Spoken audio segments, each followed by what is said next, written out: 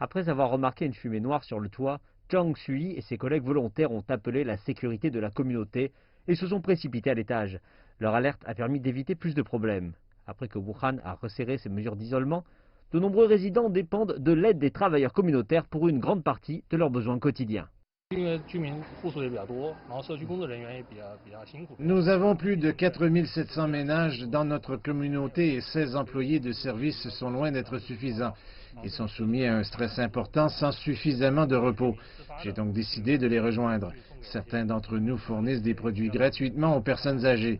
Et tous les 2 jours, la communauté nous envoie pour apporter gratuitement des légumes aux résidents dans le besoin.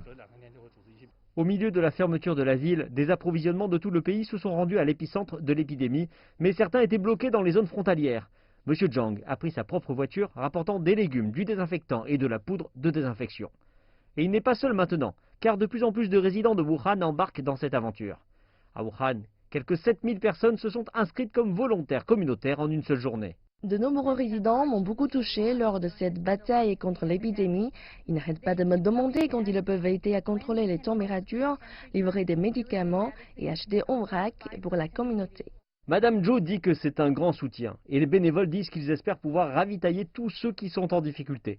Certains résidents ne veulent pas déranger le personnel communautaire, allant chercher eux-mêmes leurs achats. Ding Tianfu, 68 ans, passe des commandes sur son téléphone portable. Il est également un nageur d'hiver, mais les mesures d'isolement affectent ses poumons. J'ai eu 2 opérations pour un cancer du poumon l'année dernière. J'ai besoin de la médecine traditionnelle chinoise pour récupérer. Et le diagnostic du pouls en personne est nécessaire pour les ordonnances, contrairement à la médecine occidentale. Sans cela, je risque de rechuter. Je ne peux rien y faire, mais je comprends la situation. Monsieur Zhang espère que lui et des milliers de bénévoles pourront personnaliser leurs services pour aider leur ville à passer.